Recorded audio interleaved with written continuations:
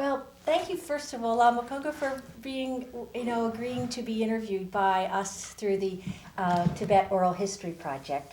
And I noticed that we have some photographs here. Would you be willing to tell us a little bit about who's in these photographs? Yes. For example, this picture is this main person is my grandpa, who's my mother's side, my mother's father, and his family is Timin, Minister Timin. He was Prime Minister of the 13th Dalai Lama, and so that my mother's side family, and that these others, that this gentleman is his grandpa's father, and he became a later monk. And this back of this person is grandpa's son, and this lady is grandpa's wife, and these two children were his son's children were there here. And so there, as a matter of fact, one of these child was recently died at the age of 80. And the child is my first cousin. Really? Where did he die? Died in Lhasa. In Lhasa. Yes. So this picture was taken in Lhasa? This was a long time ago, taken in Lhasa. Great, thank you. What about the next one?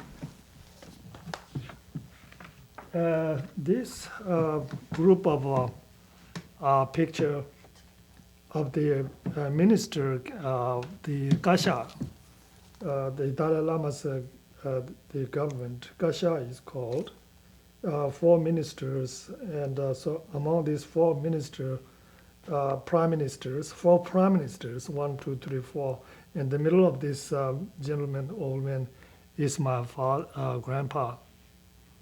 And this picture was taken around 1912 or something like that. Yeah. Thank you. Can you hold it up just for one more moment? I'm just going to shoot some of this. Yeah, hold it right there. Was this photo found among the family treasures? He found it somewhere. I'm not too sure. Mm-hmm. There was a kind of a group of delegation, maybe in a similar. There was some meeting with the Chinese and the British and Tibetans. Had a kind of border decision making at that time that this was taken. Okay. And this picture, is the 3 ladies here, and the middle lady is my mother, and she was maybe late 30s, and this lady is my father's older sister, and that's my uncle's wife, Mr. Shagaba. You maybe heard about Mr. Shagaba's wife. That's the family name. The family name. And this picture was took at 1935, 30, maybe 30s. I was born as a child of Mr. Shuguba. That's my father. And that's me as a baby. And that's one of my brother at his small house in Lhasa. There are lots of flowers. That's a lot of he loves to loves to plants and the flowers, and also some peach trees inside of the pot. And we used to go around in a small yard, and this is his bedroom here, and so it's very pleasant. He can make it a beautiful house. I bet you enjoyed the fruit. The fruits, the peaches, I used to, when I was a little walking around, and I used to pluck the peaches that I used to eat high, just stealing actually. Oh, Yeah, lovely picture. yeah. So, and Well- let's talk about this for a minute. Well, this is my father was in the 1950s. There's each year in Lhasa there's a festival, and so it's a melon festival, and that they two families taking turn to be head of the kind of military Mongolian tradition. It's called a Yasor. And so the Yasor is a festival. At that time, my father was doing Yasor, the head of the Yasor festival. And the reason that book is my father was here, and then Dalai Lama came to 1991 in San Francisco, and Dalai Lama asked me to bring my father to him, So I took him to in San Francisco. So this is Dalai Lama told my father to write some memoir, his kind of a biography of something for the future For the Tibetans. future, yes. So Well, it- we'll talk about your father. Right. That's This Can book, you hold the book and turn it and show me the back side again? I want to get that picture of your father with the Dalai Lama. Just hold it still as you can for just a moment.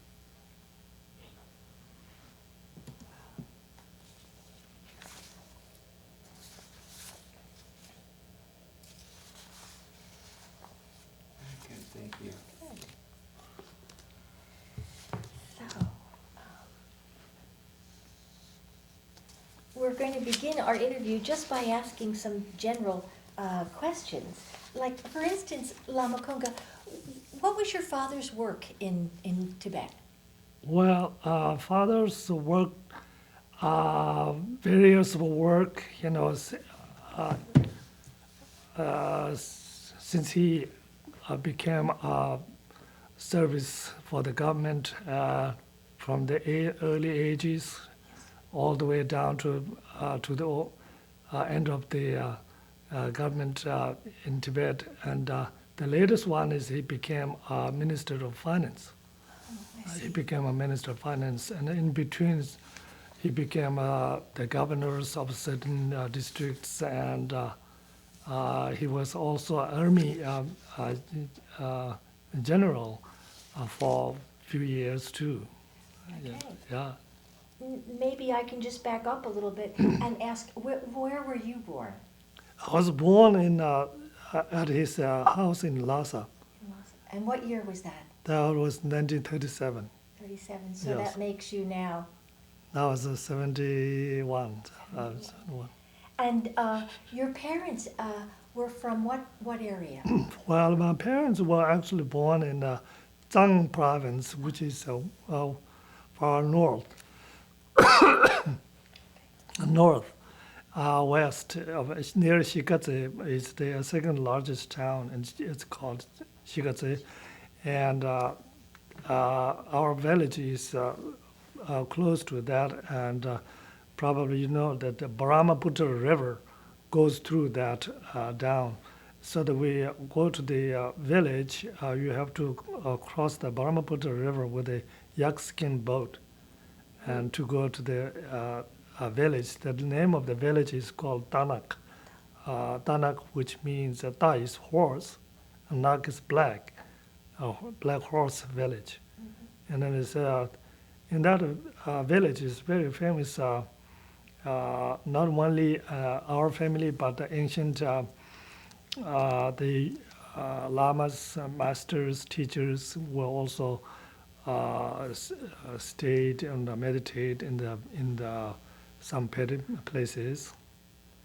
And there are several of very important families, noble families, such as like Tana Lungshar family, which is very, very famous at the time of 13th Dalai Lama's time. And yes. Can you tell me just how many brothers and sisters you had in your family? Family had six brothers and one daughter, and we had quite a large. My mother had 6 children, but there was one maybe there was death. Someone, a sister died. Otherwise, I would have 2 sisters. At that time. And where were you in the lineup of 6 children? I am the youngest son of the sixth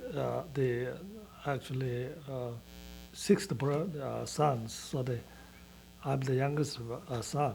Youngest son. Yeah. Really. And so when you were growing up, I gather your whole childhood was spent in Lhasa? Childhood, yeah, up until age 8, I spent with my parents, and then my parents sent it back to Shang province. Oh, really? Yeah. Well, before we get to that age, can you tell me what your memories are before 8 years old? Can you remember any of the experiences or stories? Well, my father told me that I don't remember too well, but at the age of 4, I was saying, I was born in a different lamas, reincarnation, some sort of, I remember Ewam, which is birth, to recollection something, and I was telling my parents to show places. That later I was tried. My father told me that I asked father to come with me and to show the place where I was belongs to, Where and you were, that it's I took some few days of trip, and but it wouldn't recognize somehow until later at the age of 8. Then I went to the Shang province. with your family?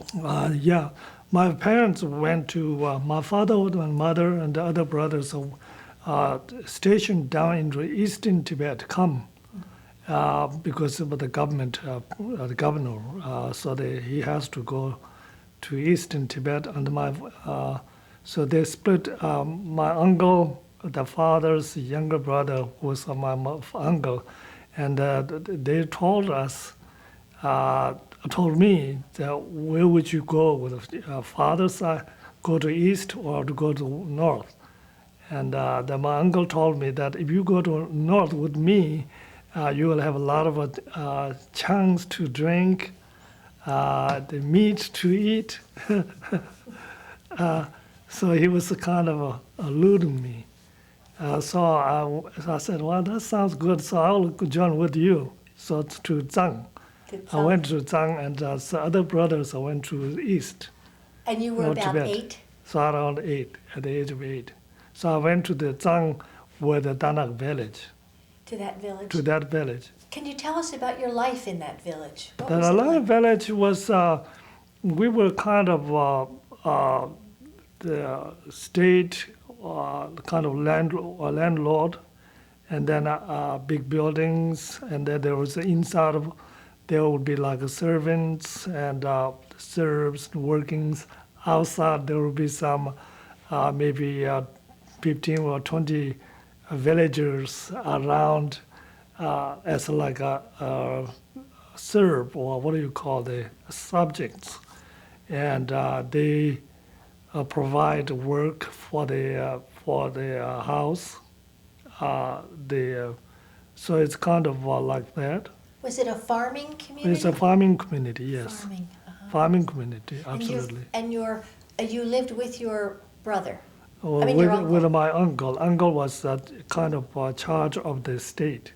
Of the estate. At the state, because then he taking care of all the farms and whatever that needs to be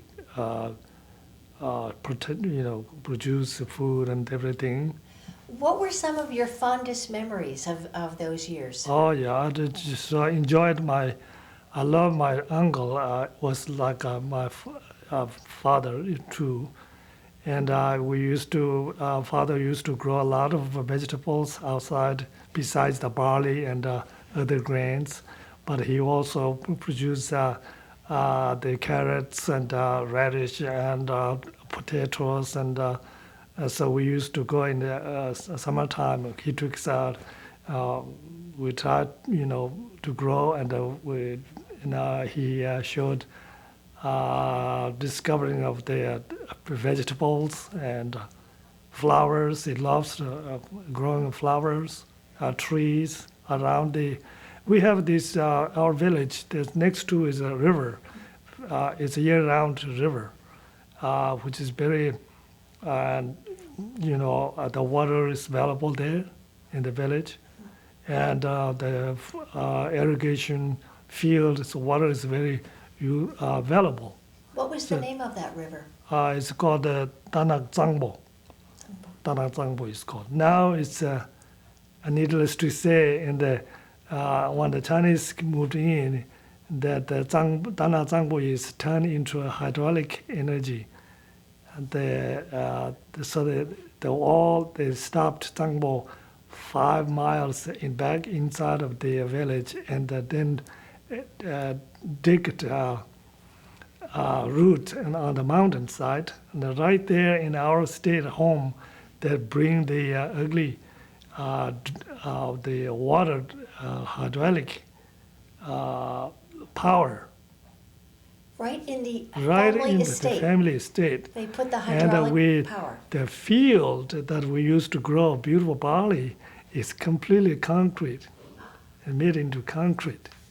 Did you see it recently or something? Yes, I went to 1999, and I took my niece also to Tibet, and I showed at Tanak village.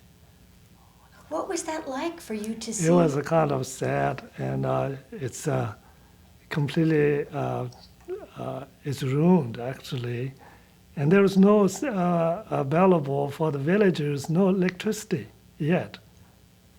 But the thing is, power is they goes to Shigatse instead of a village. A village has no lights. Are many villagers left there? There's few villages still there, here and there, but they don't have access of light. Well, when you saw what the Chinese had done to your family estate, what kind of feelings did that make you have towards the Chinese? Well, it's a very sad, sad situation, because psychologically and mentally, that everybody was kind of oppressed, and we used to have at least in the villages are poor, and there are lots of properties there, but mental state is still clear and happy. And there is a system of overall in Tibet, poor gets given food is fed by the people who has it. People who have it, they give it to the poor people, and beggars they allow to beg, and the people who has the money or zamba or whatever, they can give it, and it's kind of that. Is that happening now, or Now it's or when you were a child? When we were a child, it was like that. It was like that. And but as I said, when I was a child, the beggars are inside of happy. We're happy. All they need is zamba to eat, to maintain, and then there's no pressure of mental pressure.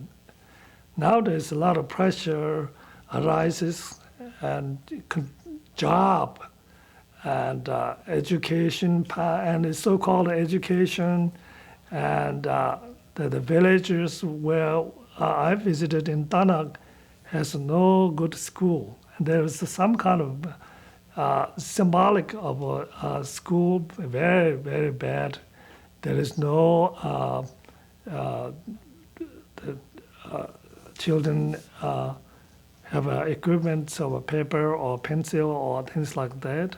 And all I visited inside the so-called school. I visited that. There is no proper chairs, and all the blackboard was written in Chinese, and no Tibetans. And but the school is maybe once or twice a meeting. That's all, and the rest of the school are just children are just left without school, and so bad. And then some of the children were maybe little educations received, but they are sent to difficult to get to the larger town. How did the people handle this oppression in terms of their Buddhist beliefs? Were they angry at the Chinese? Do they hate the Chinese? Well, the basic human beings, as we go down to not all Tibetans are perfect Buddhist practitioners. We all are human beings, actually. We're trying to follow the Buddhist teaching, but we are still in a mind of a human being. So we got angry and oppressed and depression. In 1980, I went back to Tibet to meet my father, who was released from the prison. That time, the first Tibetans were reunioned, but the Chinese opened the door to the West, and Tibetans and Asian people are beginning to reunion from the gap of the 20 years gap between the family split. And then first time I was able to go to 1980 to meet my dad was alive and released from the prison. How long had he been in prison? For almost 19 years, from 59 to 79. And Dad didn't do any cause of any danger to the Chinese, but why was he arrested? because he was part of the minister, part of the government, Dalai Lama's government, and part of the government thing. And after all, everything is head of anything that is head of family is no good, head of monks, monasteries are no good, and they're all persecuted. So, Persecuted. yeah, persecutions. You said you were 8 years old when you went to live with your uncle Yes, on the family estate. yes. And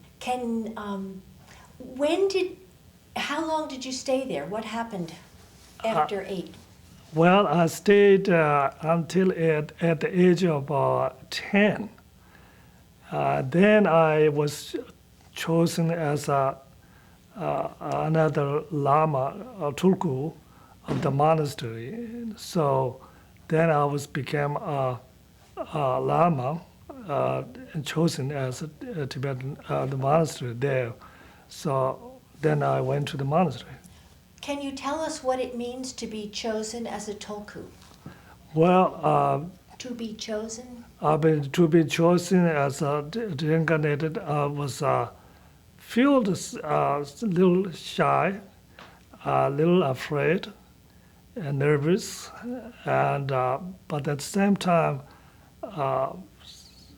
confused, and then there is a lot of feeling of something that I must do something, because the surrounding people who are choosing me was a kind of what do you call the respecting unusual way. In the village where not that much respect, or the parents were very kind to me, but they're usually normal children.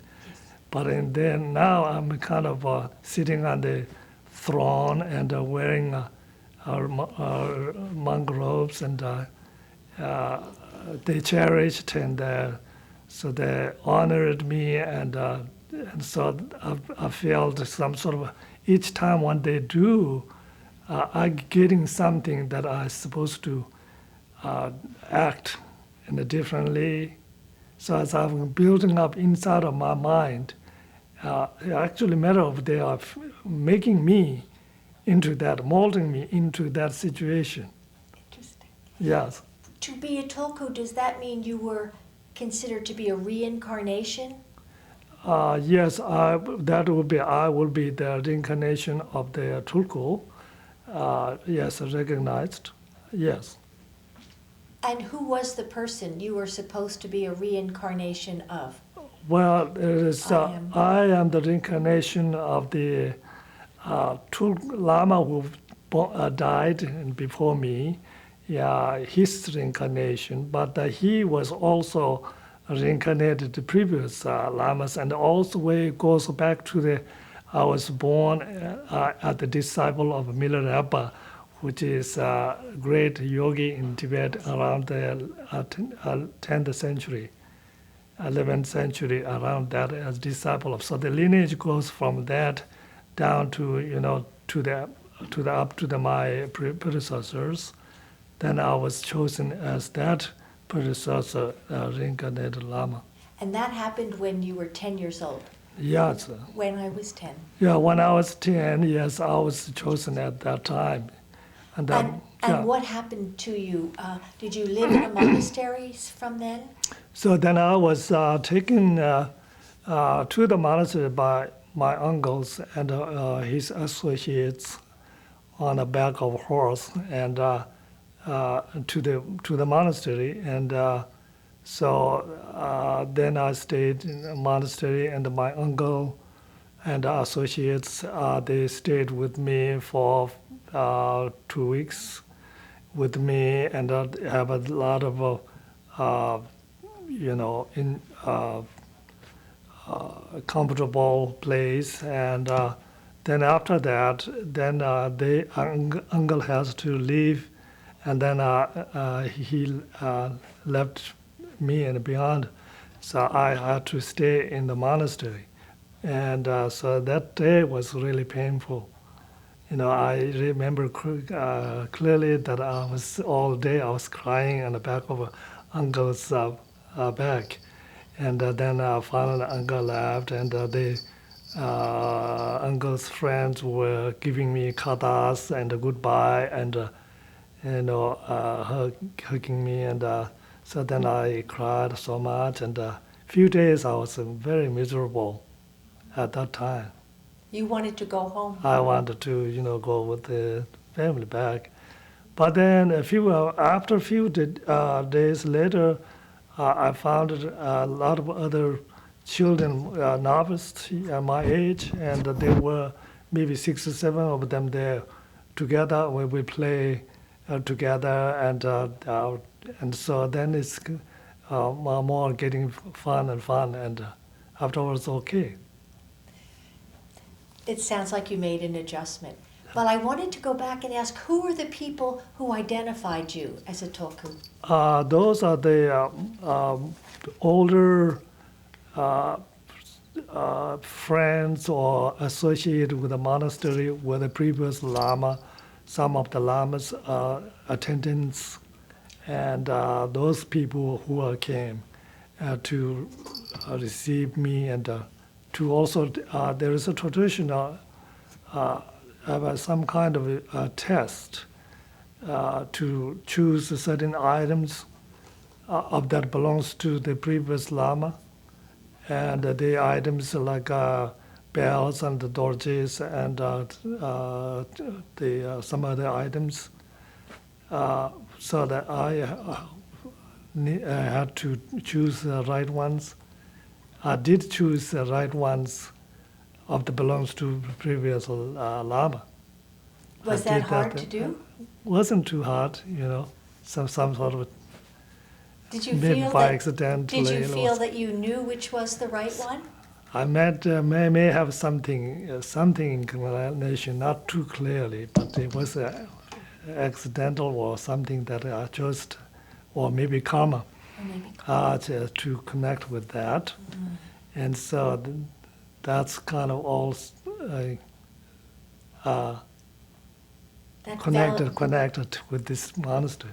And then, so you're now 10 years old, and Right. you're in the monastery. Yes, yeah. And can you give us a summary of what happens over the next few years to you? Next few years, I was, stay at monasteries. And the name 3 of years. the- 3 years. 3 years. The name of the monastery? Well, the monastery is a Thargye Dupdhe. My monastery is a Thargye Dupdhe, and it is another village. It's called Shang village, and it was a kind of a school of a yellow hat sect school. It's called Western, but it's a Gelugpa school, and so I was there choosing as a Gelugpa Lama. I used to wear a yellow hat. The Dalai Lama used to wear a yellow hat. And so I stayed there 3 years, study with a little bit study, and I had a tutor, and I just go to, and then finally, my case is slightly different than the other lamas. Then my uncle came visit. He comes and visits from time to time, and then uncle felt that I'm not really educating too well in this monastery, and he thought that he could take it to another larger monastery where I can receive more better educations. So he took me to another monastery. Oh, what was the name of that one? That is called the Ngor Monastery. So he took me. He took me to the Ngor Monastery. How do you spell It's that? Nor or Ngor, Ngor Monastery, In in near Shigatse, were not far from Shigatse. Shigatse is the second largest town, and that monastery is a big monastery, much bigger than the previous one. about how many monks lived in that monastery? They live maybe 300, 400, 500 monks live there. How And did there's- you feel about going to this other monastery? Well, that was a nice thing. Is I was very enjoyed because of the two of our brothers were there in that monastery. Of your own brothers? My own brothers were there. So then I kind of okay with to join with my brother, and then so I stayed there monastery, and From what years did you stay there? that I was there after 3 years at the age of 11. I think it's something 11. I think 11 years. At the age of 11, then I went to the Ngor Monastery. To the Ngor. To the Ngor Monastery. So at age 11, you went to the Ngor Monastery. Yes, I was at the age of 11 to the Ngor Monastery. And how long did you stay? Then I stayed until 1959. So 1959. So another how old were you in 59? 59, I was 21, I think. Okay. So about 10 years 10 then years, in the Ngor yes, so 20 Monastery. years more monastery.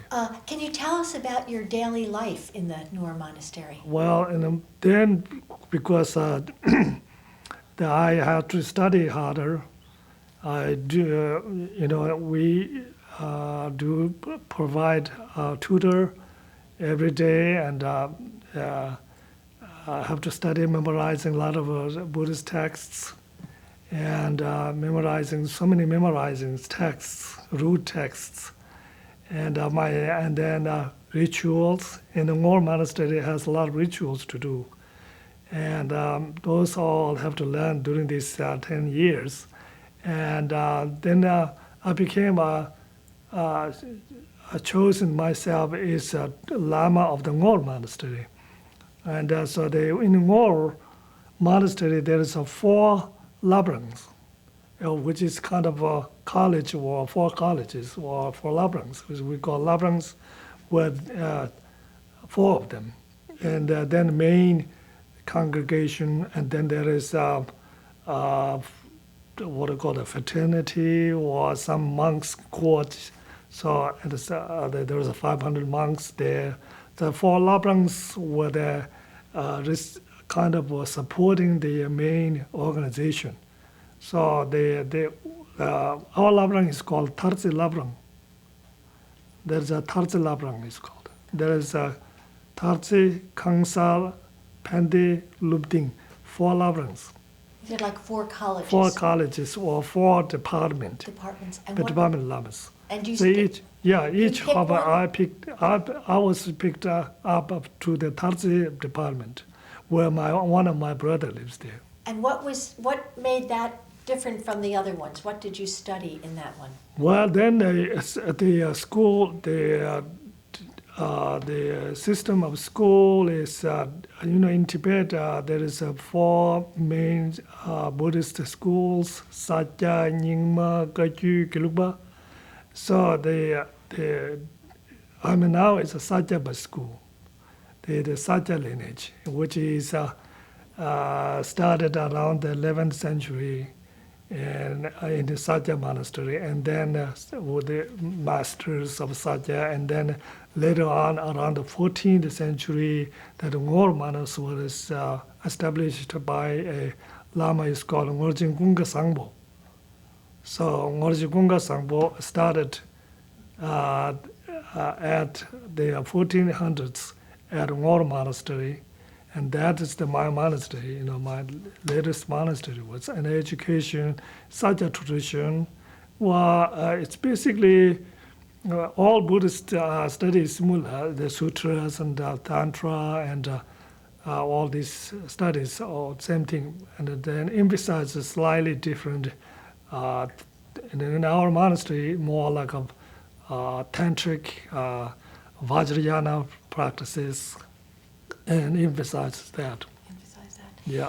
And how did you like monastery life? Afterwards, I enjoyed a lot, and but there is a lot of pressure of the study. Was that really strong pressure? You are a Tulku, you are Lama, so they will expect you to be there better than the average monks, and so you have to study hard, and sometimes we get a trouble with the teacher, and still even I have nightmares of forgetting the sutras and study, and still I have this fear, kind of anxiety. I could even today, these days memory, that. So that was not so good. Because you had exams. Exams, and I have to do some better than anybody else, and so on. So that was hard. And you still have nightmares of how scary. I do good that too. Now, we're talking about you're living there during the 1950s. You're in this monastery. Right. With all these monks. Do you have any awareness of what's happening inside of Tibet regarding the Chinese invasion? Not much. Our monastery was far away and secluded from the central Tibet. We didn't know too much what's going on even we didn't know what's going on in central Tibet, Lhasa. We don't care about so much. We are just involved in our studies until Chinese came to Tibet. We begin to know something a lot Chinese was coming. When did it begin to change for you? When did your life change in the monastery then? Well, it wasn't changed anything nothing is changed until 1959. 59, that was Central Tibet government is collapsed. And then, everything was suddenly changed. Well, nothing wasn't changed, gradual changing. There's nothing gradual changing. Oh, I see. Yeah. So how did you hear about the central government collapsing? Central government was collapsed. I used to have a radio, Philips radio. I used to hear that something from India news that says today, with the Chinese and they have a little upright problems, and now and then few days later now under control, something like that, and nothing else details. And then a few days later, Dalai Lama was injured or something like that. And then a few days later, the Dalai Lama is escaped from Tibet to India, something like that. It's getting, and then we scared. We really little scared. Something must be going on. So we just kind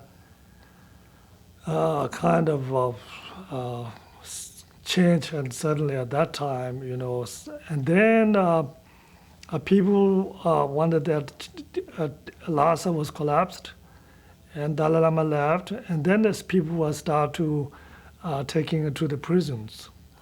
So that my father was taken to prison, all the associations of government, hundreds of people were put together and put in prison. And Was we this learned 1959? Your father was 1959, taken to prison? right in prison. And How did you first hear about your father being well, taken? I was, what happened, I was staying at the monastery, and that my brother and my mother and a couple of servants, they came out of Tibet, and they came to the village. And they met me at the village in the monastery, and they told us, and now we have all finished. Your father is in prison, and all the relatives were taken into the prison, and so they were kind of doomed, Did your mother give you the details of what happened? Yeah, so my mother gave me details. He was put in a prison, and the first few months they can take some few food and socks and changes of clothing. A few months they are taking, and then later they stopped even taking clothings, and the socks were returned back to the home, and the socks were also cut by the chain, and the bloody socks came back, and all the misery thing. And so he saw that sort of thing, and she was very upset, of course. Then then we get together, finally my brother and my mother to get together. And then meanwhile, our uncle who was staying in the village were also taking to the Shigatse prison with a group of peoples, and so then we went together in the village, Tanak village, and one room is left, the restroom are all closed and locked, and so they left some provisions for us. And then we ate that. We stayed at one room, and it was Your original village. Original village. Original home. And, yeah, original home. And then mother and sister-in-law, and uncle is not there, and a couple of children were there. My brothers there. So your father and mother were living in Lhasa when your father was arrested. That's right. My father was living. My mother was living in Lhasa, and my brother, one of my brother who lives in Switzerland now, he was also in Lhasa. And what was your father doing when he was arrested? Well, he had to go to my father had to go to the Nubalinga, and because of the very intense situation occurred, and following that month, and they have big meetings, and they're negotiating with the Chinese barracks or the military.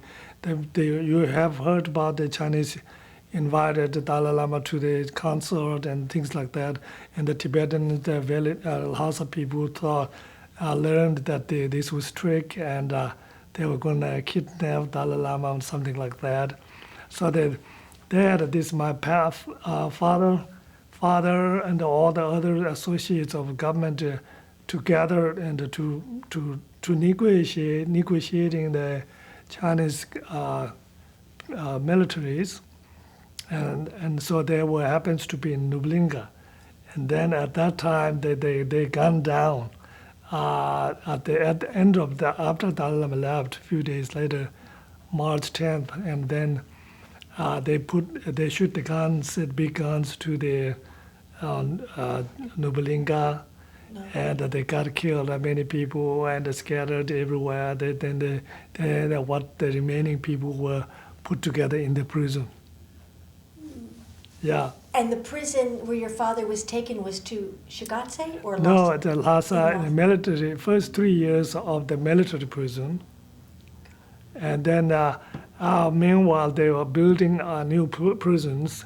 And then he was taken to Thargye military prison and for there 3 years. And then meanwhile, they're building a bigger one is in the Sangip is called, near Sera Monastery, inside of the mountains, and a huge military, what's called a prison camp, huge. And the name again, please? It's called Sangip, Sanjeev. Yes. Sangip prison camp.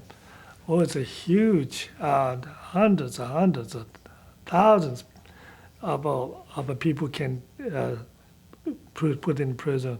So they took it finally to that place, and then it was kind of a live prison, And then there's lots of people, his age, lots of people were there, lots of important people there, lots of villagers from far eastern Tibet, a lot of heads of villages of west, north, south. Many important villager heads were there to put together. Did you ever see your father again? Then I'd never seen After he father was arrested? after we rested for 20 years, until I came here in 1980.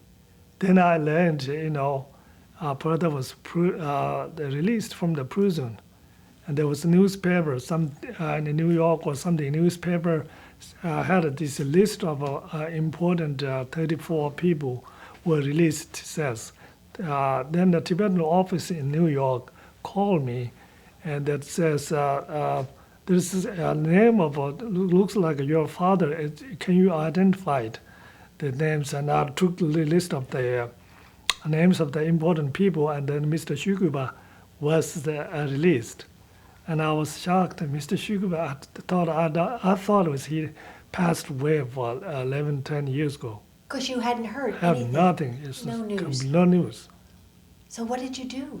So then I immediately applied the visa, and to go to, but it was taking a year. But meanwhile, luckily that one gentleman from the National Geographic photographer, he came and to see me here, and then he said he's going to go to Lhasa. And so I said, oh, if you go to Lhasa, there is supposedly my father is still alive. Can you kind of find out? If you find out Lhasa, could you contact with my father, and if possible, take a picture and find out. He says, I will do that. So that he went to China, and the Chinese talked. He talked to China, and the first Chinese says, oh, we didn't have that kind of a person, and we didn't locate any such person. And then he insisted, and then he went to Tibet, and then finally he located my dad. Where did he find him? He found it the day he was released from the prison. He had to walk to the town, have no idea himself where to go, because it completely cut off. So he walking around in the street. Meanwhile, luckily his one sister lived, sister and his sister's son. I'll show you later in the picture. And sister's son, and they have some small children.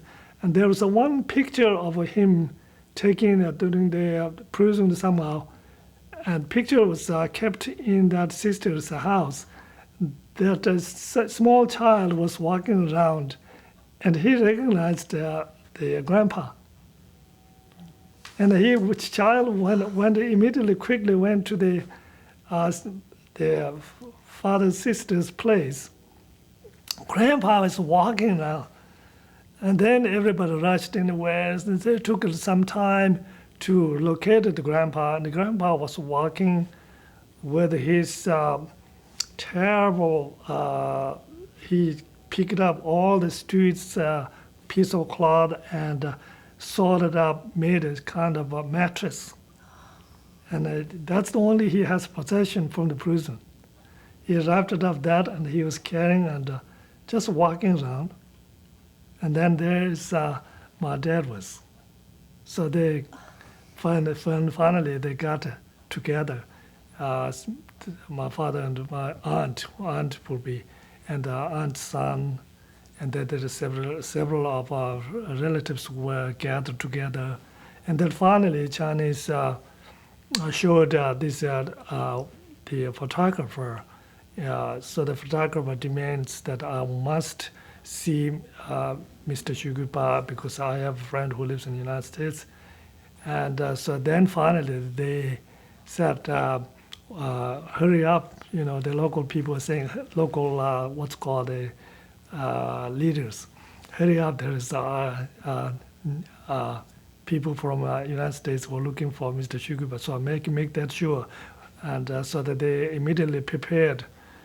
They told family that wear best robes, put the candies on the table, and teacups are filled up with the tea, and they set it up that for the photography. So the photographers came and they took a picture, and it is a beautiful picture. Is that I can show it to you. Of your father? Of my father and family. Oh yeah, that was my first. And then I went back to 1980 to Tibet by way of Nepal myself. I took a bus to Lhasa, and then that was my first visiting, and it's very miserable from the border to all the way down to Lhasa. It took 4 nights, and each night I slept in the kind of motel, funky motel there, and the people, 30, 40 people, the young, 20 years old young people came and asking me miseries and their miseries. And they had to work so hard in the wintertime in the digging out in the very cold rivers to clear out the rivers and the fields. And, in the middle of winter, they have to stay in the ice water. And they were saying, please do something, help me. And so I was all 4 nights like that. And then I was so tired myself to exhaust. I prepared a tape recorder. So I said, I can't hear too much because I'm too tired. Anything that you need to tell it in this tape. So they were talking to, and the tapes, and there were misery, Shigatse, Yangtze, all the way. It was misery of 1980. That in 1980 I saw it's how Chinese treated so badly overall, everything from village to town and to the city. Everyone is dusty, misery. The relatives were, they said that they have a hat. They have a black hat, which is not allowed to talk to me. They said, don't talk to me, don't talk me, don't come to me. Because? Because if you talk to me, then they are questioned by the local police. What are you talking to? Because you had a black hat? Black hat. Not a black hat, which is a black mark. It was like a You black have a mark. criminal, Oh, you have a symbolic. Like a What's it called? A culprit. What do A you call? No, the culprit. Like, Culprit, okay. No, in the sense like, if anybody talks to Rinpoche, then they will be interrogated by the Chinese, thinking that they're going to give him all the message about, their sufferings. Did you present yourself as a Rinpoche when you were traveling through Tibet? No. You look I'm just like a regular man? Regular man. So how would they know Ah, that? because there were people coming, at that time they opened, before me there was quite a few Tibetans going in and out. What kind of things did you see that were shocking to you? Well, the misery, dusty, poor, nothing. Everyone is completely depressed.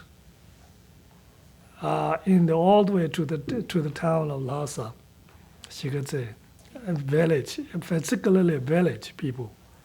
They had a tremendous misery, and so I, told them, made a tapes, and asked to bring to the India and to give it to Dalai Lama. Why did you want to do that? I wanted to report whatever and they asked me to report Dalai Lama. That's their wishes. At least they can get a message to Dalai Lama. Yeah. How do the Tibetan Buddhist teachings help people under these circumstances? Or how do they understand their suffering? Well, not all of the Tibetans were educated in that way. Some of them, for example, I can tell you my dad's situation. Please. Because my dad, Wait a minute. Yeah. Should we stop?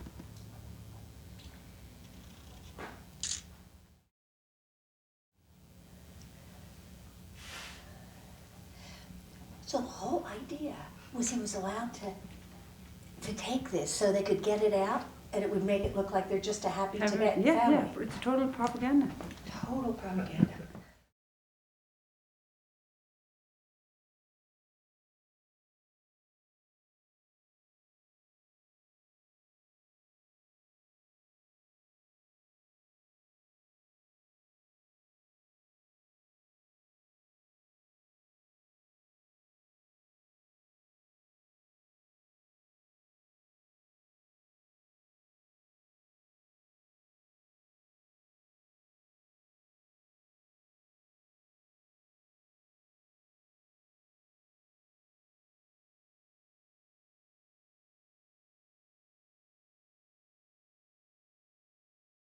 We left off with your telling us about your father. Yes. And how the family tried to see him but couldn't see him after a short time. They had to stop bringing him food. Is that correct? That's right. And while my father was in prison, that first maybe three months they were able to bring some food and tea, thermos of tea, and they can go through with the prison keepers. And then later on, they stopped that even, and no contact. And then they are also sending some, clothes and change of clothes. And she said that his socks were also in half, and because bloody socks, that indicates that he was chained, or the feet were chained up. And so because of that, so I had a very bad treatment there and during the prisons. And then you told us about the wonderful story of how he was let out of prison, was walking along the streets, and was recognized actually by this little child who recognized the photograph. Right. You told us that story. And Yes. then, so now could you tell us, the family, if you could just start, like the family goes out to the street and they find him, and then what happens? Well, this, as you see, that this picture that my aunt is here, that this gentleman is aunt's son, and one of these child was walking around in the street and used to see some picture of my dad, and he recognized the dad's face, and then the child saw that he was walking around, and then child went back to their home here actually, and the grandpa is coming, walking around. So then he and the others rushed to look around in the streets. You said your aunt, is that your father's sister? My father's one of the sisters. One of the father had 3 sisters. There were 4 sisters. All the 3 were died. in the prison, and during the prison died. And this one is had a lot of suffering, but and then this is the end of kind of what do you call it, 11 years hard work and things like that. And so she finished forgiving everything. So she was also released before a year, couple of years. He was also had a prison for many years, and 11 years hard work. And finally, this was the end of the era of that prison. I see. Prison. And they were released. Then And they that's your released. father in the This middle is with the my hat. father. And then these were my nieces and nephews. And how did this beautiful picture get taken? This was the National Geographic man. He's a Frank or something that he has. I can see it. Fred Ward. Fred Wood. Yes, Lhasa, August 1979. that's right. Fred Wood was came here to somebody, a friend of mine who's a professor from Berkeley, my friend who brought it here and says, Fred Wood is going to go to Tibet. And so I said that, that's very nice that if you could go to Tibet and find out what located my father. So he did, and finally he insisted Chinese, and then finally he came to this local area and found it. And before he found it, he was the Chinese came and local people came and set it up all this group of people. The Chinese permitted these people to And the come Chinese together. came together. And they made them dress up. They said you have to wear clean yourself, and it have to be decent picture and a decent appearance, and they're told. And why did they want it to look that way? Well, they may be saying nothing significantly suffered to these people. To these people. Yeah. And yet you're saying your aunt was in prison, your father was in prison, another man was in prison This in was this prison, yes. picture? Yeah, so three of these people spend at least 10 years or 10 longer. Actually, it's a 10 years prison and 10 years outside of prison for hard labors. Hard labor camp. Yeah, labor camp, yes. Right. So then what happens next to your, you say then you're going to go to Tibet. Now, you were on your way to Tibet. I'm sorry, can we finish a couple things with the photograph? Because you said there were some things in the photograph that were staged, and so can you speak specifically to those things in the picture that were set up so that for the sake of propaganda? Well, these pictures wasn't have a nice clothes to wear normally, and this is like a ceremonial dressed up. And the candies put it there. They bought candies and they set it up teacups. Normally they don't have any butter tea whatsoever in that time, so that they have a butter tea here and some sort of normal live style of is showing it. But and in reality they didn't have that time. Anything else in this photograph that's not completely true, would you say, or realistic about what was going on in 1979? Well, actually, the true are these true in the sense these people are alive. Mm-hmm. That's the truth. But the way they look, is smiling, and everything is, smile. Had to smile. Everything was not really true, and but it's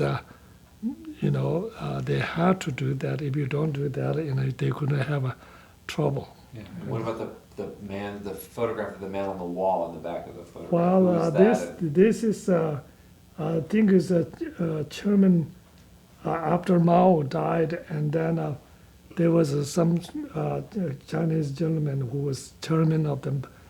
I think he didn't stay too long, but whenever there's an important Chinese chairman, that you have to put it each family houses. And when you used to have a Dalai Lama's picture, but they not allowed to do that.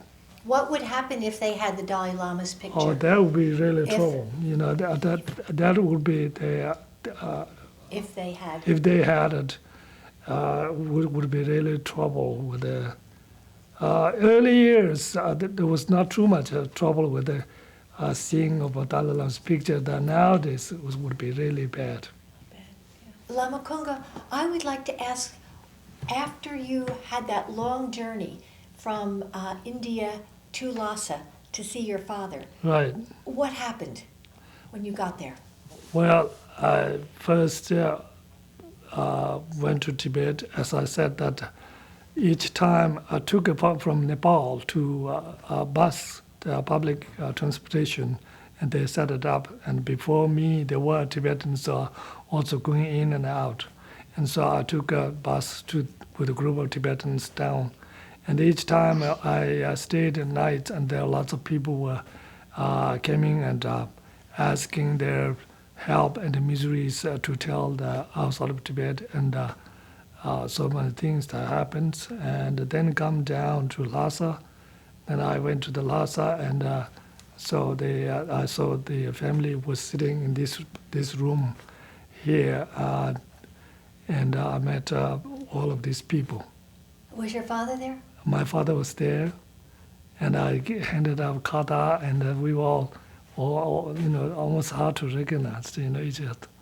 So when my father was there, aunt was there, and all the cousins were there. My first cousin was there, and then plus that whole town people were started coming in, and they were so happy about it, meeting us together. They were crying. Even street people were crying that the meeting us together. This reunion was so Yeah, wonderful. union was so wonderful.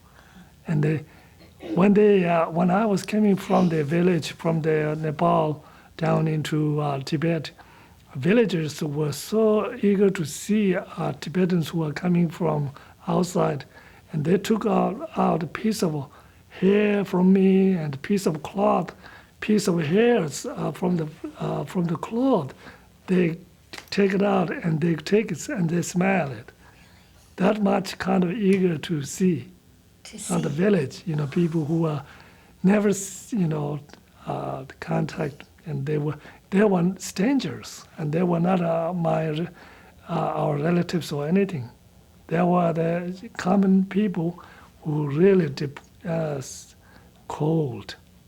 And then the first thing that you see, it's kind of like a one person is seeing it, and so they're just grabbing me, and not only me, but the people who are coming from India that have had the same situation all the way, all family.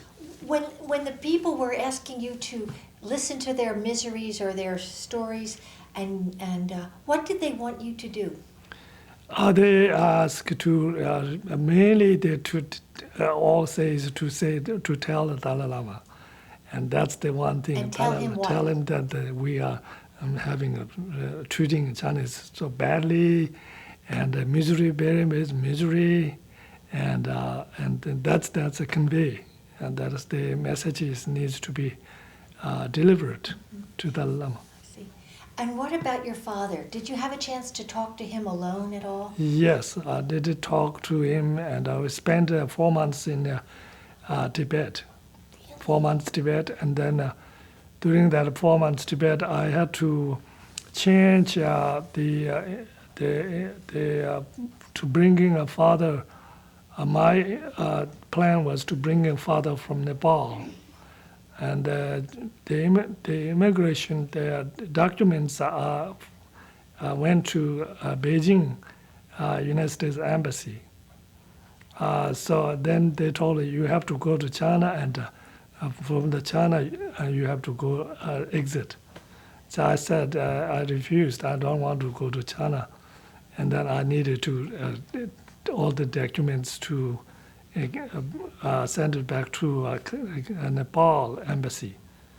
That took a long time. So I actually had to go back to Nepal to make that sure To all get- the documents To get documents, to get your From- father to leave to leave the country. the country. And you Yes. wanted the documents sent, To Nepal. my father should leave from Nepal embassy to meet to contact with the United States embassy in Nepal, and why did you want that? because that's my route, and I thought it's to go to China. It's difficult at that time. I never been to Physically, China. politically difficult, or Politically and roots wise, I never been to China at that time.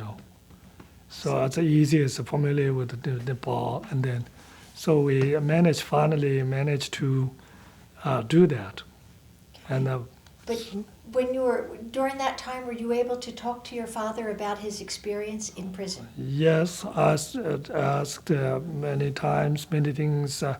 He never talked about during the what's happening in the 20 years of prison. Nothing much, and he said later.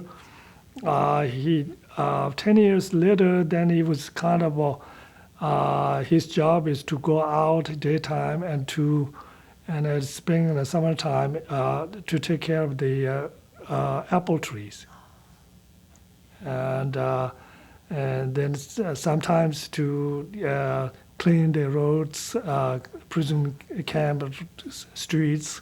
That's his job. And the early years during the day, he was a young man, 50s, a very strong man, and so he had to carry a lot of lumbers from one place to another. Was he tortured? It's not really tortured too much, but he had at the beginning there was an interrogation. That is for 3 years interrogation. People came and at night, middle of the night. They came and different groups of people, like a police type of thing, asking the memories of what you done, what year, where were you, and blah, blah, blah, blah. And then another people came and the different questions, and that's the last 3 years. Did he refuse to answer questions, or were they very easy questions to answer? They whatever they asked questions, he tells everything is exactly what happened. He told them. He told them what about the things there. He didn't resist anything, just told them. So he didn't that. There was maybe the important people were not corporally not punished, Yes. except one situation like interrogation with 200, 300, 600 people in front of that. There was some public disgrace. Yes. Some Chinese guy was trying to hit, and then somebody stopped. Yeah. What was your father's attitude toward the Chinese after he got out of prison? Didn't have not too much aggression or anything, It was kind of almost nothing happened to him, It's something. Never talk about it. Chinese bad. Never say in bad. What do you make of that? He just that's why we came to the question that what you're asking with what do you make in the Tibetans feel they're Buddhist and yet they don't get angry.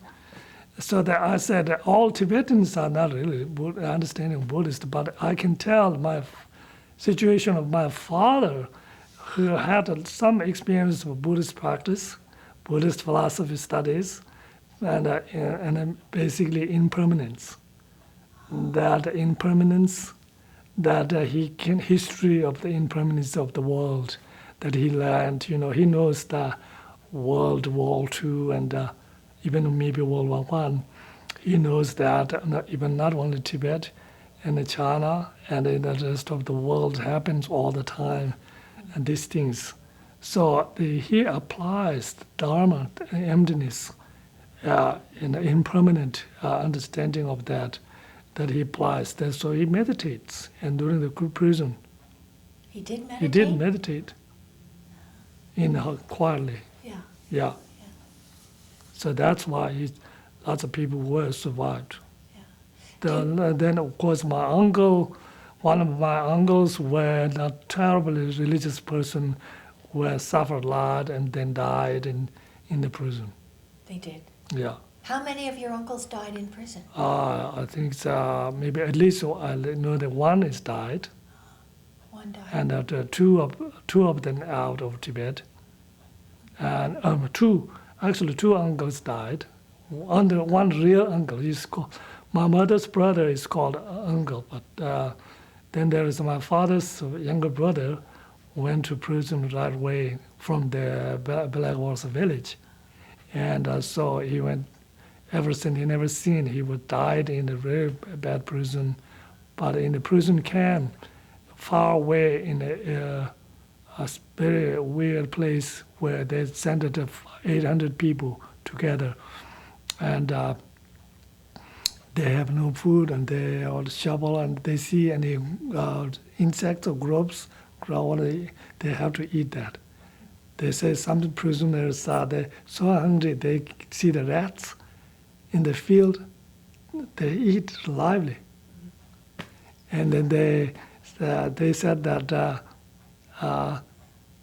this picture, my cousin was told me that group of people were so hungry, and that the prison keepers also they have to feed the prisoners, but they don't have any cattle to eat, because they ate already. And then the one is left is the dog. They have a big dog. And they says, prison keeper says, well, today we have one feast and dog feast. And they cooked and they grabbed. And one of these person ate too much. And that night he died. He had too much. And some others, oh no, I'm going to rather die without eating dog meat. And there's lots of people who ate dog meat, and they were so hungry they ate too much and they died. Their system wasn't able. So your father, when you stayed in Lhasa to try to get his papers, did you ever take him back to his home village? Not able to do that. Not able to. You can't do that. At that time, in the 80s, it's still dangerous. Still, people are really uptight, very uptight. The police and everybody watching from the beyond all the time. So then, when you got permission, where did you take your father next? Then finally, that Chinese agreed. And then I promised Chinese police that I will bring it back to him, as we may assigned to. And then they set it up a jeep for me and my father, and also my cousin came with it, and to a border of Nepal. And it was funny that Chinese driver says, you are lucky that you can come see. He was Chinese, but he was not really happy being in Tibet. And what happened when you got to the border? And at the border, then we say goodbye, and then the Indian side, in the Nepali side, we took a bus, and then we went back to Kathmandu. And there is my other brother who lives in Germany, who was waiting for me to receive that. So we rejoined there, and then he had to stay for kind of recovering himself for 1 month. 1 month. Was he very weak? Not too bad. Really, he's very strong. After 19 Very strong. years Yeah, in very prison? strong. He did say that gets somehow very healthier and healthier. One is simple food and a lot of exercise. But before he was kind of, was staying as a minister, not too much move, and a lot of maybe oily food and things like that. So not so healthy. So he was healthier. He was in the healthy prison in the almost. prison. Yeah, he did say that the day that he was put in a prison basement with a chained Shackles. legs, shackles, and hands. Pain is a terrible, miserable pain. There was 8 of them. They screamed, please kill us now, because we couldn't bear like this. They screamed all night. And 3 nights they screamed. And then finally, the 3rd night, somebody came and released this one and put it back. And there was some kind of, when you move slightly, it's tighter, it gets tighter. So it was almost bloody. But he said in mind, somehow he felt it was some kind of a bag, heavy load was left there in the prison. Really? He was so, some sort of released something at the same time. It was while his misery. Well, it was misery. Some kind of Responsibility. Oh. So the Tibetan responsibility was so heavy because Dalai Lama went to India and then now what to do. Didn't know what to do. And then it completely released. He was powerless to do anything. Powerless, yeah. So it was almost It's a new almost freedom. kind of new freedom, some sort of, interesting. in a very interesting mind. Yeah? Do you have something to add?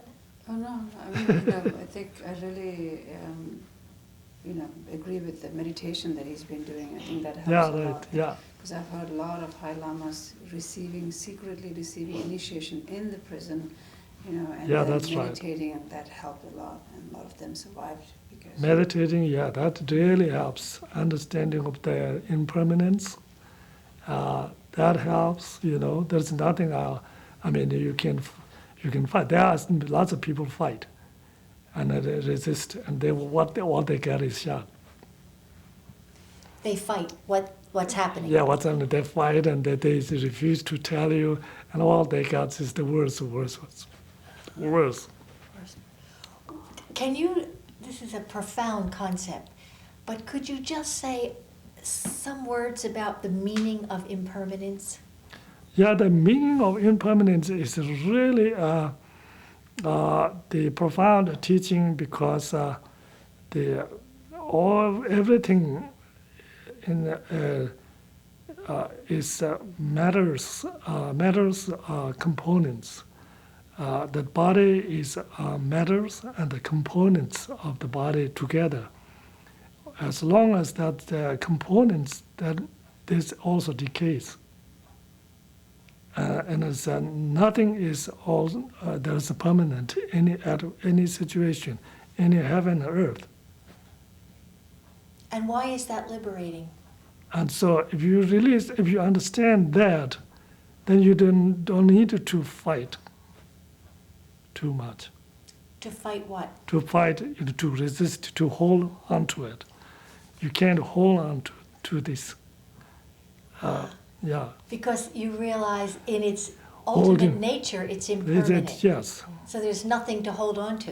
Nothing else to want to hold on to. Nothing to hold on to. So the wisdom of that is to release, relax, to give you there some relax on the time of death. We usually time of death is the crucial moment, right? And then start to hold on to ourselves, our physical body, and our even mental attitude is also try to hold on to it, but can't do it. Nature is that's the nature was made, and so relax to understand the nature of the decay or the impermanent nature. Comes and goes. And that teaching gave great comfort. They're not really comfort, but it's relaxing. Relaxing. To relaxation. What about the teachings of compassion towards all beings?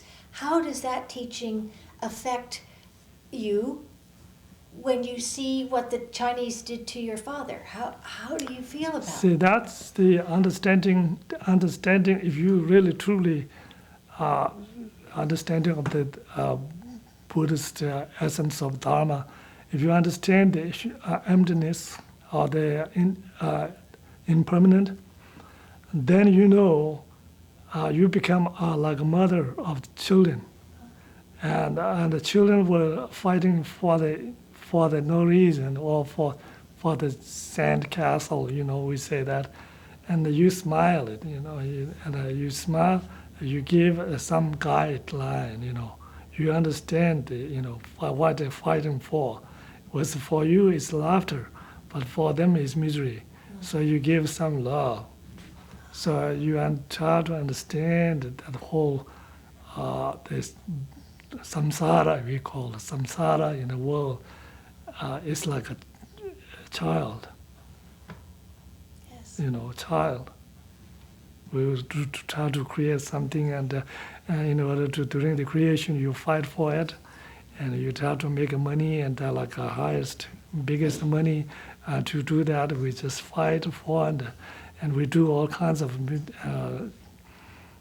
sweating and sacrifice our energy by the time, and maybe somebody make it up there on the top, and then by the time you finished your nature, give up. So, do you think the average Tibetan has some understanding of impermanence and compassion? As I said, not all of the people may not be able, but lots of people do attain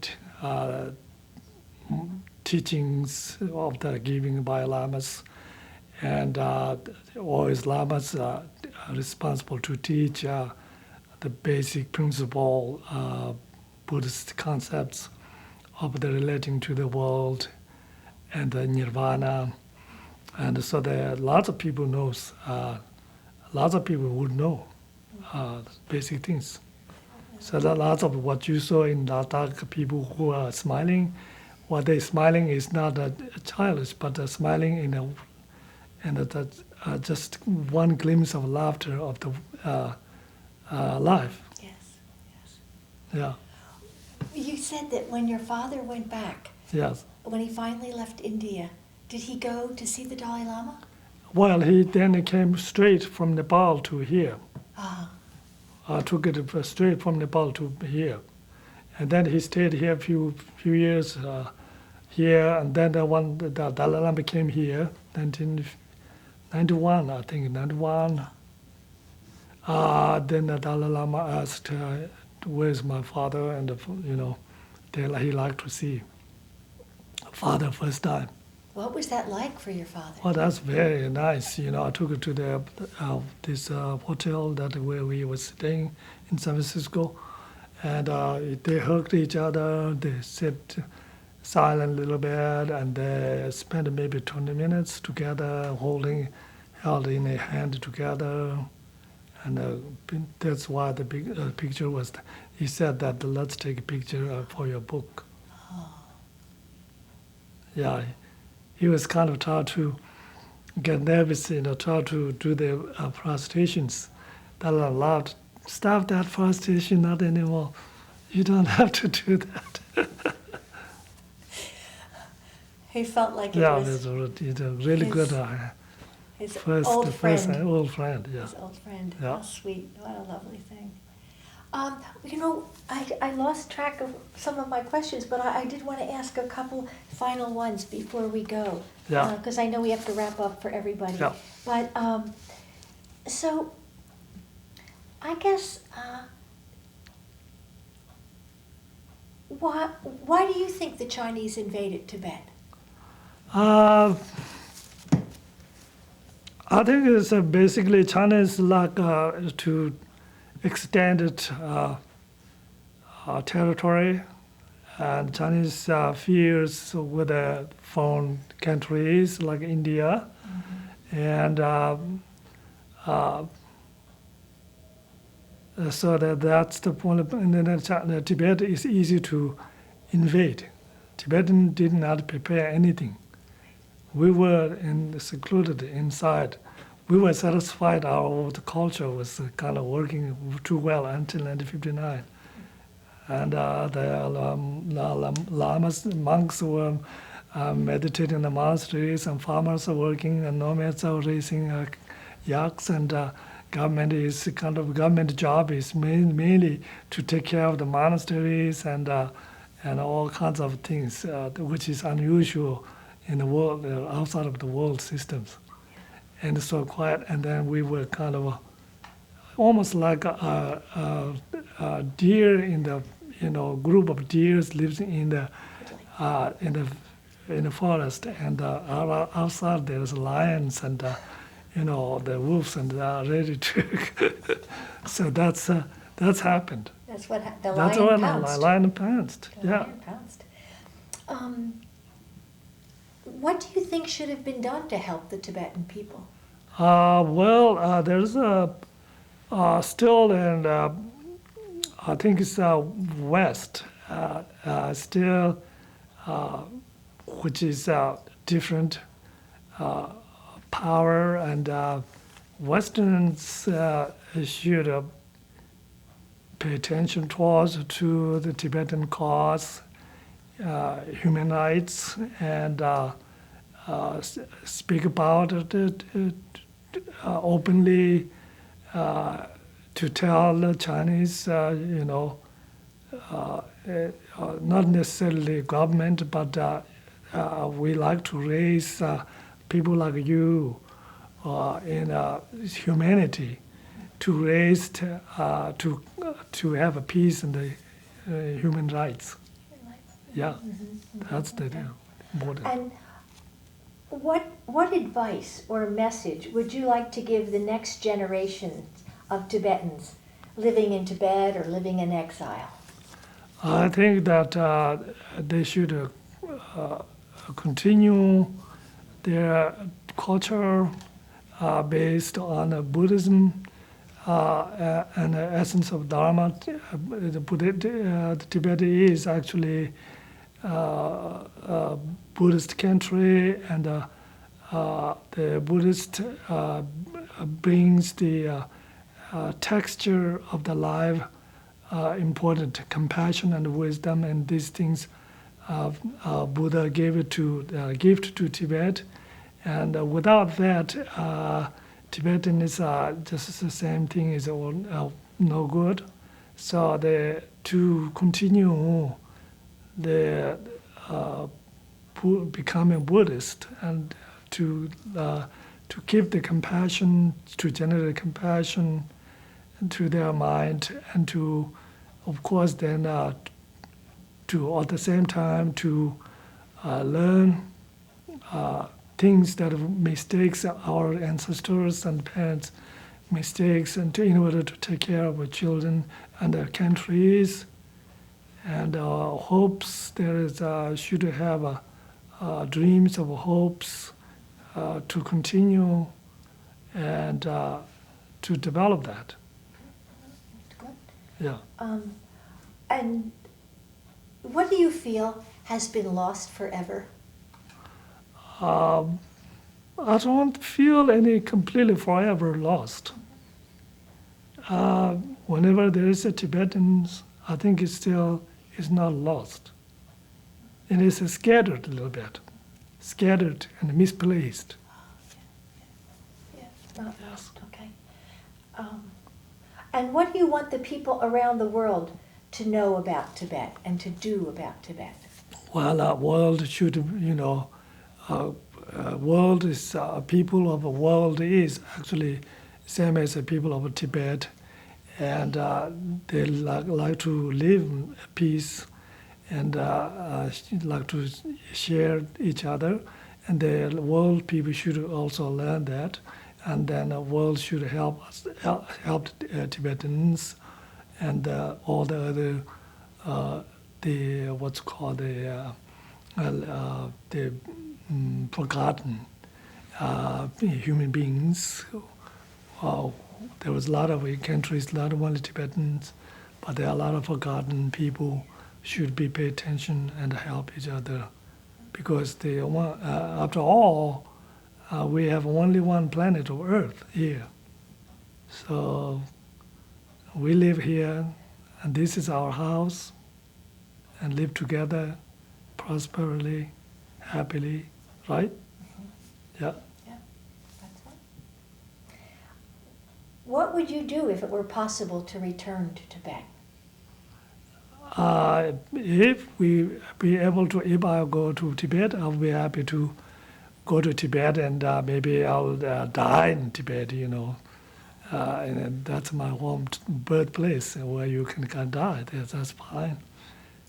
And happy, Thank you. Is there anything else that you would like to ask, either of you, or anything else, because we're going to stop in a few minutes, that you want to tell us? Yeah, I wanted to just revisit the idea of Dharma and impermanence and compassion. In the moment, maybe when you're fearful or angry or you're seeing some injustice, how in the moment, not in a general way, but do you feel? How does someone like you or someone else in Tibet deal with those feelings in relation to their Buddhist teachings? Well, I think it depends the individual people who have exposed more Dharma would have more easier to overcome their fears or anger or things like that. It depends, how familiar with the Dharma, and so that it's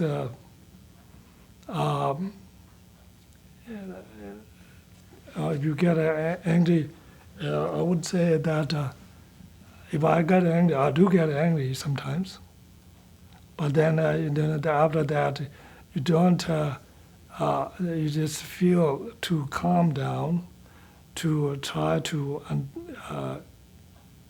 connect with the understanding of a little bit impermanence and Dharma, compassion. Try to connect that so that it will have cools down. That's how we do it. Thank you. Good, thank you.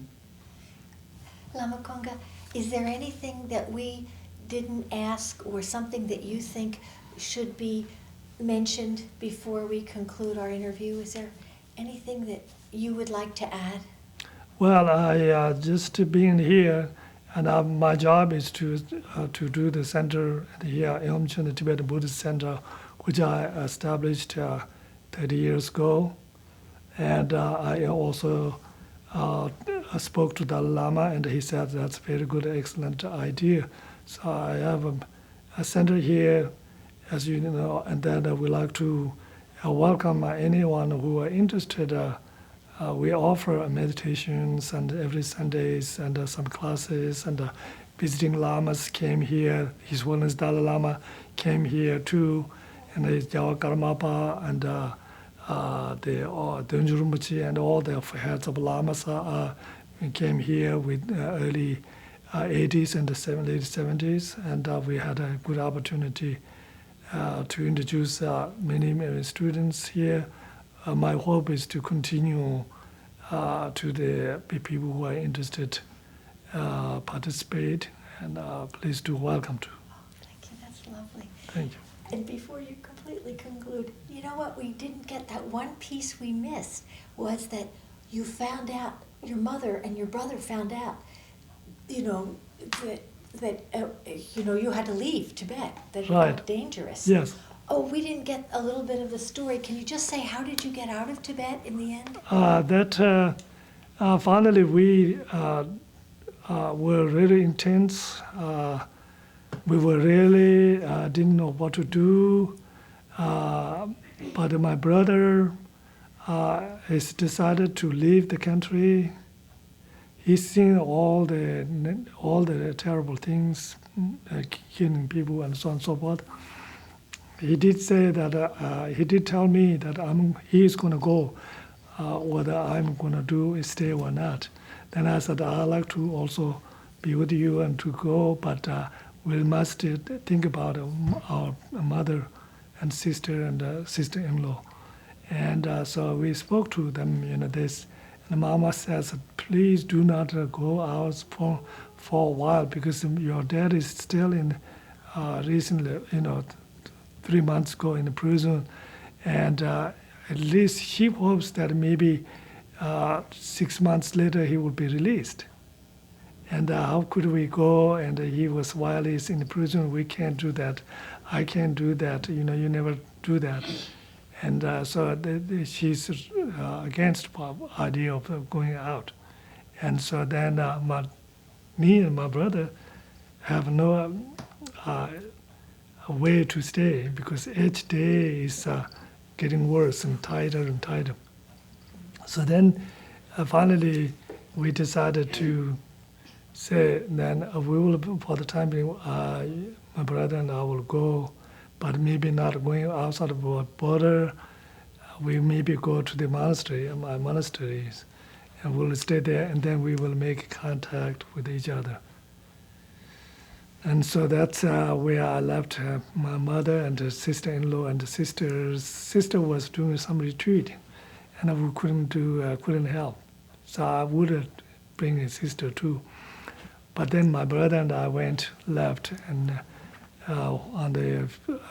we had two other people. One, we hired an older guy who knows how to go across the mountains. And so we hired him, and so 4 people with 4 horses.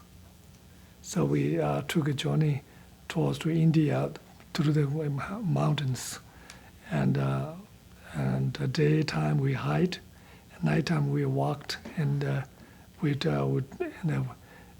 had a lot of trouble with the lack of sleeping and altitude, and some points we are hallucinating, and all the boulders and rocks are turned into dead bodies, things like that, hallucinating.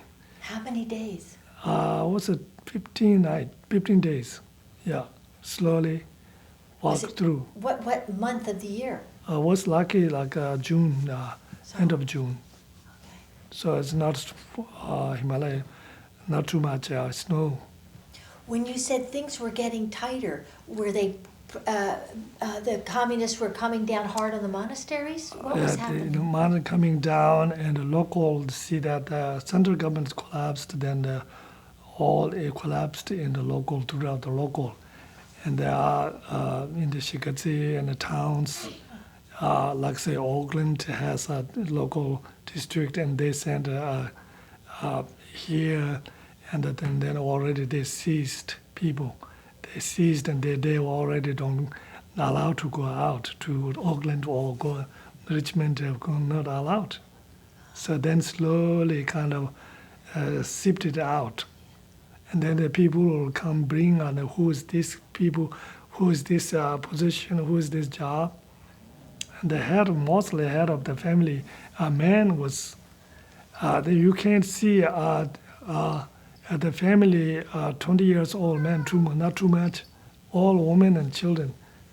Because they took all They the took all men men to to prison. prison. Were they after you because you were at that point a recognized teacher or anything? Were you picked on for any reason? They would have picked us, they would pick us very, very easily. Because of we were kind of noble, and we were lamas, and we were children of a minister, and easily they can find it. So we left. How did your mother feel when she heard you had left? I think she was very sad, but then she stayed. I heard later the information after I returned in 1970. My father didn't see her because she died in the village of the horse village, the Black Horse Village. Didn't have a meeting 20 years. Mother didn't see her father for 20 years. Same thing. She died in, there was a kind of a public, interrogation in the local.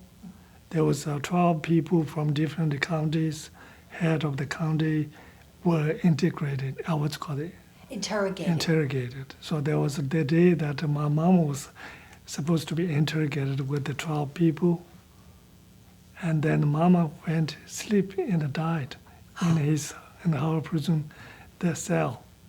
Your mother was in prison? Oh yeah, it was. Your mother? Mother went to prison. They put it in the cell room. Was she in prison for long?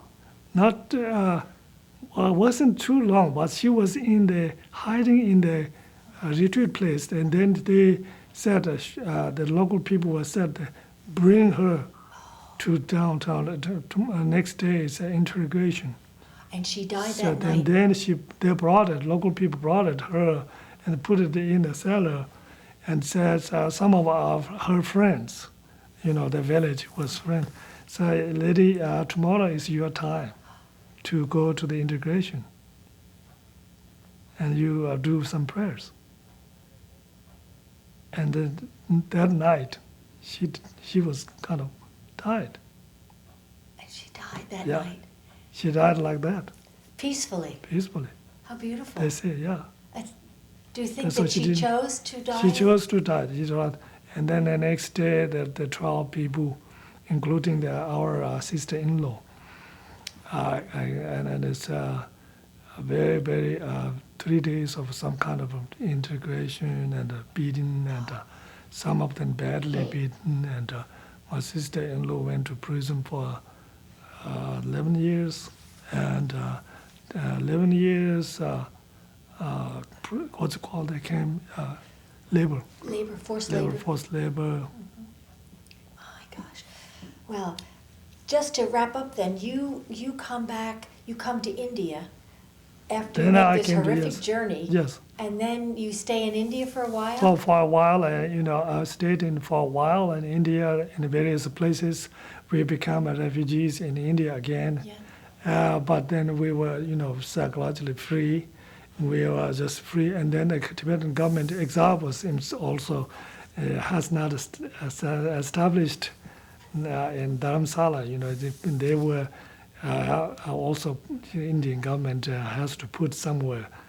And they're having trouble with the exile government. And so there was a lot of consolidating, and Dharamsala, the exile government has a lot of responsibility to take care of the hundreds of thousands of people, refugees, where to put, where to go, had a lot of, difficulties. And then they said that the people who are taking care of, able to take care of themselves, please do, and so that we take care of ourselves. We did have some relatives in the Sikkim, Oh, yes. so we were okay then. Then we stayed in Sikkim for a while. We all 3 brothers get together. Here? No, in Sikkim. In Sikkim? Yeah, in Sikkim, and then I stayed in Sikkim here, and then we came to Darjeeling. I stayed there most of the time, Darjeeling. And then his one is such a Tenzin, and the family were in Darjeeling, so we were relatives, so we visited there too. And then we stayed, and then until 1962, I came to United States, New Jersey. Oh. Yeah. They were chosen 4 lamas from New Jersey. Kalmyk, Mongolian, Kalmyk, Tibetan Buddhist background, Mongolian, from Russian invasion. Same thing as Tibet, like Russians did in the Mongols. And they came, a whole bunch of Mongolians came to this country and different countries as a refugee. Mm-hmm. And they were Tibetan Buddhist. And then they set up some organization. And they one of the Mongolian priests, Geshe Wangyal, his name was, and when the Dalai Lama was exiled in Dharamsala, he visited back to Dharamsala, and he knows Dalai Lama before in Tibet. And he's Mongolian, but he's a Tibetan Buddhist scholar. Mm-hmm. So he said, his one is, what can I do? And I can do something for you. And Dalai Lama says, well, we have lots of other things we have young lamas who are here, and they need help, and so you can help whatever you need to scholar students, scholar exchanges.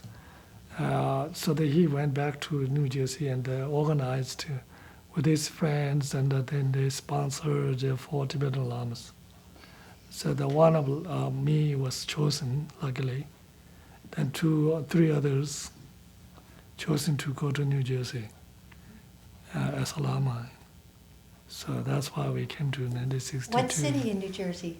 It's a Howard. It's a very small town. Howard, New Jersey. It's between Freeport Hall and Lakewood, New Jersey. Lakewood. Yeah. And then how did you? How And did then you stayed. We have 5 minutes. We have to wrap this up. I'm So gonna save a little to shoot. some yeah, stuff. just so you went from New Jersey and then you In came New to Jersey, California. 5 years in New Jersey, we studied English and language, and after all, we learned the language a little bit, and then we split and differently. And some lamas went to Wisconsin. I myself went to San Francisco, California, Indigo study. They asked me to come to there and teach, and so I teach there in 2 or 3 years, and then I liked it, Bay Area, and I stayed here. And then I had this house was available for rent, so I rented after all, and first 2 years I paid the rent, and then finally the lady who owns the house says she wants to sell it, and then we group of us put together, and we bought this house in 1973, Wonderful. And it's and then become it became a temple, and Dalai Lama came here, all the lamas came here. Ever since we do my practice. it's very beautiful. You do very good work. Thank you so Lama much. Kunga, thank you very Thank much you. for this beautiful interview. Thank you. Thank you. Thank you.